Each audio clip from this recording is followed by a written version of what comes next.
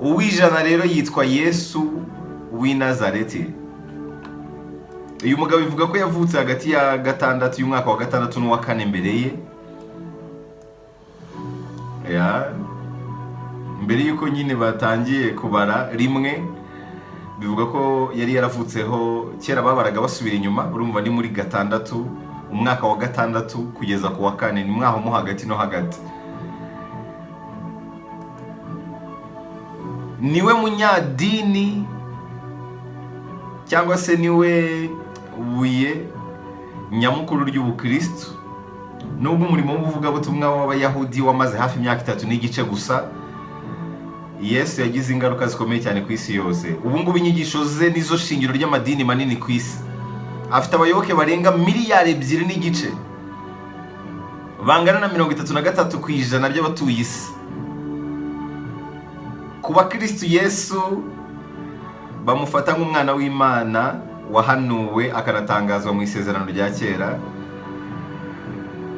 Ibyo umuvandimwe wari wambajije kumugarukaho yari yabajije niba Yesu yarabayeho cyangwa atarabayeho, nk'uko hari bamwe bavuga ko atabayeho, ahubwo ari inkuru y'igihimbano Abaroma bazanye kugira ngo bategeke isi mu bundi buryo butanyuze mu ntambara, ahubwo wenda bunyuze mu myizerere. Ibyo ngibyo ntabwo tubitindaho hano mu nzu y'ibitabo. Gusa initi n'abahanga mu by'amateka bemeranya kuko Yesu yarabayeho.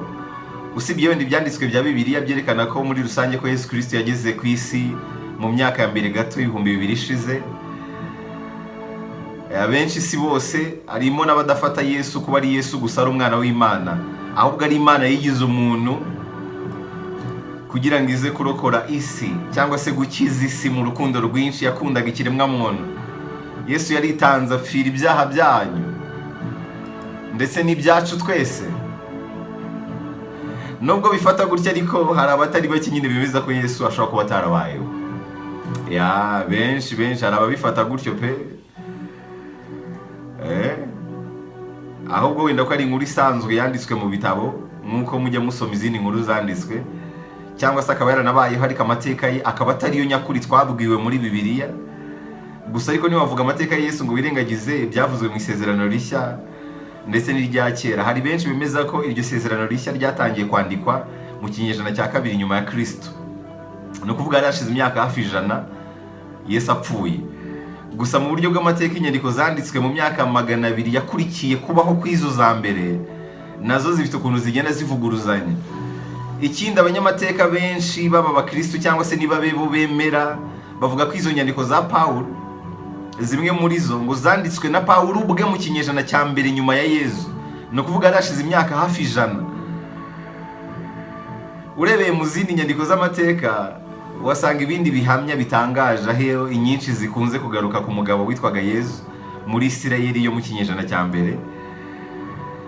Ariko nanone akagaruka ku kuba mu mwaka wa 70 nyuma y'ivuka rya Yesu Abaroma bateye Yerusalemu, barayisenya, bica abaturage bayo bose, basenya ibintu ibyo ari byo byose, ibintu byose biratwikwa birakongoka. Ari nabyo rero byatumye abantu benshi ku isi bavuga yuko Abaroma kuba baratwitse ibimenyetso byose bigaragaza Yesu wa nyawe wabayeho muri Yerusalemu n'ahandi, bishobora kuba ari byo byatumye Abaroma noneho bazana indi shusho ya Yesu bayishyira muri Bibiliya, bo babyandika uko babishaka, barangije babihisi isi nayo irayoboka. Niho ibi abantu bamwe na bamwe bahakana Yesu bahera, bavuga ko Roma iyo ishaka kuba yaraje igahindura Yesu kwishaka. Gusa abahamya benshi nanone biboneye Yesu n'amaso yabo, bamwe bari bakiriho mu gihe abandi bishwe, byatumye hari abarokoka bagenda bavuga nyine inkuru ya Yesu. Harimo nk'inyandiko zimwe z'umugabo witwa Tacitus, ni Umuroma mu kinyejana cya mbere. Uyu nguyu yizerwa cyane nk'umwe mu banyamateka bakomeye cyane mu myaka ya kera cyane. Harimo n'abandi benshi bemeza ko Yesu yabayeho, barimo Flavius Josephus, niwe munyamateka uzwi cyane w'umunya-Israel. Hari inyandiko yeze yise Antiquities cyangwa se ibya kera cyane, yigeze kuvuga mu witwa Yakobo wari umuvandimwe wa Yesu, benshi bitaga nyine Yesu Kristo. Hari n'ahagera akavuga ko ngo icyo gihe ngo hari umuntu witwa Yesu, ngo umugabo w'imfura, wakwitwa, benshi babonaga yuko atari umuntu nkatwe. umuntu wakoze ibintu bitigeze bibonwa, biriya byose mwumva by'amateka ye muri rusange. Hari ibintu byinshi bivugwa kuri Yesu, ntabwo ngenda bigarukaho cyane, ariko mu ncamake ku muntu wari wambajije kuri ako kantu k'ayo mateka, nakubwira wenda ibyo ngibyo. Bamwe bavuga ibi, abandi bakavuga biriya. Ibi byose ariko nta kintu byahungabanya cyane ku bamwemeye ko ari umucunguzi wabo, ndetse ko no mu minsi y'imperuka hazaduka byinshi bimurwanya. Ibi byahozeho bizanahoraho. Ni byinshi bivugwa kuri we, ariko reka twirebera amwe mu magambo yasize avuze yahinduye ubuzima bwa benshi. Nawe ashobora guhindura ubuzima bwawe mu ijambo ryahindura ubuzima. Uyu munsi dufite Jesus. Twavuze intumwa y'Imana Muhammad, Imana imuha amahoro n'imigisha. Twavuze ku bandi bantu b'abanyamadini barimo ba Buddha. Jesus nawe ntabwo twamurenza ingohe.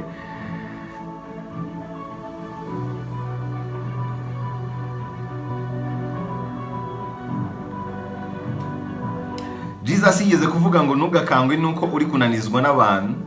Burya Imana iguha umugisha cyagiye abantu bari kugusebya, bakagutoteza, bakakubeshyera, bakakubwira ibibi byose, kuko uri umuyoboke wayo. Hanyuma yigeze kuvuga ngo wumvise itegeko rivuga ngo kunda mugenzi wawe kandi wange umwanzi wawe.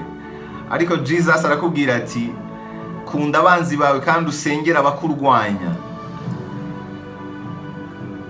Hanyuma yigeze kuvuga ngo abantu ntabwo batungwa n'umutsima gusa, ahubwo n'ijambo ryose riva mu munwa w'Imana rishobora gutunga abantu. Yigeze no kuvuga ngo mu gihe usenga ntugahinyure cyangwa ngo uvuge amagambo menshi uyasubiramo, ntugatoteze Imana. Ko abapagani nibo birirwa babwira Imana amagambo menshi, batekereza ko amasengesho yabo asubizwa no gusubiramo amagambo menshi. Ahubwo Imana ibizi neza icyo dukeneye mbere y'uko tuyisaba. Imana ni nk'umubyeyi.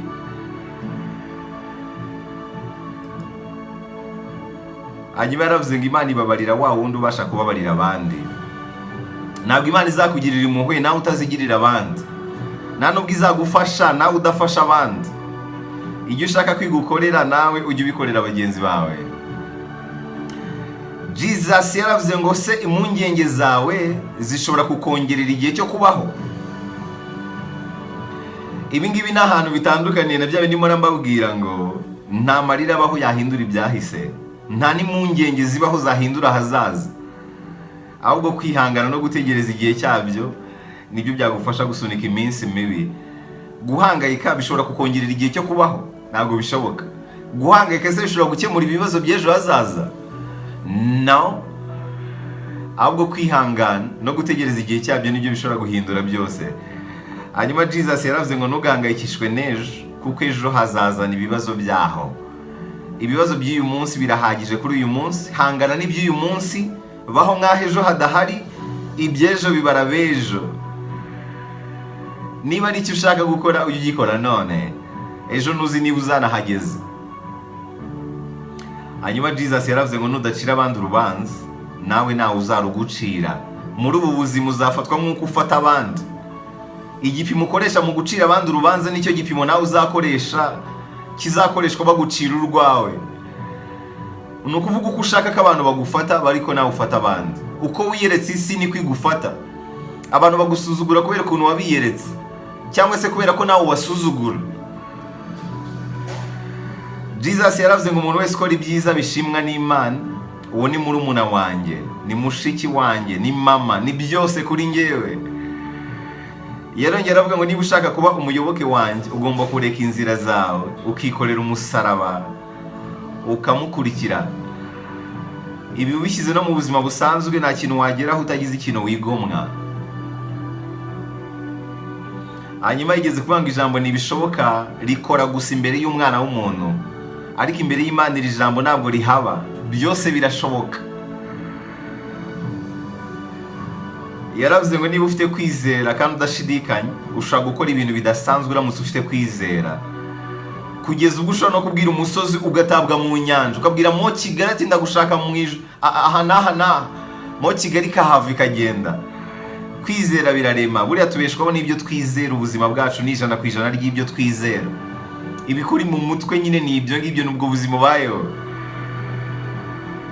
Jesus yaravuze ngo amategeko yose yo ku isi ararutana, ariko yose ashingiye ku mategeko abiri yonyine y'ingenzi: kunda Uwiteka Imana yawe n'umutima wawe wose n'ubugingo bwawe bwose n'ubwenge bwawe bwose. Irindi tegeko rya kabiri, ukunde mugenzi wawe nk'uko wikunda. Aya mategeko abantu bose bayashoboye, isi yaba paradizo. Gukunda mugenzi wawe nk'uko wikunda no kuvuga ukumva ko ibyakukugiriwe aribyo byagirirwa no ku bandi. Aya mategeko arahagije kuba isi yahita iba paradizo. Hanyuma yaravuze ngo abantu bafite ubuzima bwiza ntabwo bakenera muganga, abarwayi nibo bakenera umuganga. Yigeze kuvuga ngo niba ushaka kubaho wishimye, kunda umwanzi wawe. Uzabigerageze urebe, ariko urebe ko hari ikintu gihinduka. Niba abantu bakwanga, wowe uzagerageze umukunde, umukorere ibyiza. Urebe umuntu ukwanga, ugende umukorere ibyiza, urebe ko hari ikintu gihinduka. Uheshe umugisha uriya umuntu ugukasira, uriya muntu ugutera umwaka, wowe umuheshe umugisha, urebe yuko hari ikintu gihinduka mu buzima bwawe. Uriya muntu ukubabaza, umusengere. Niba ari n'umuntu mu bantu ukabona arakubabaza buri munsi, ujye ugenda umusengere, urebe ko hari ikintu gihinduka. Jesus yararenze. Hanyuma yigeze kuvuga ngo kubera iki uhangayikishwa n'akababi kari mu jisho rya mugenzi wawe, mu gihe wowe ufite ishami ry'igiti mu ryawe? Buriya mbere yo kujinyora, mbere yo gucira urubanza mugenzi wawe, mbere yo kumuvuga ibibi, jya ubanza utekereze karindwi ibyo wowe ukora. Wasanga ari we muzima ugereranyije n'ibyawe, ariko ukaryoherwa no kumuvuga nabi. Jesus yaravuze ngo umuntu ashobora kuba ari umuswa mu maso yawe, ariko afitanye umubano udasanzwe n'Imana ye. Umuntu ashobora kuba ari mubi mu maso yawe, ariko ari ikizungereza imbere y'Imana ye. Umuntu ashobora kuba ari igikara mu maso yawe, ariko ari inzobe imbere y'Imana ye. Simvuze ko igikara ari mubi. Ni urugero nari nguhaye. Wowe ushaka kuba umwanga ko ari igikara, cyangwa ukamwanga ko ari inzobe, ariko ari igikara imbere y'Imana. Cyangwa ukamwanga kuko ari igikara, ari inzobe imbere y'Imana. Jesus yigeze kuvuga ngo koresha umutungo wawe wo ku isi kugira ngo wungukire abandi, kandi ushake inshuti. Igihe ibyo utunze bizashira, abo wafashije nibo bazakugoboka. Buriya ugira neza ukayisanga imbere ikurindiriye, niyo ugize nabi nabyo bisanga imbere bikurindiriye.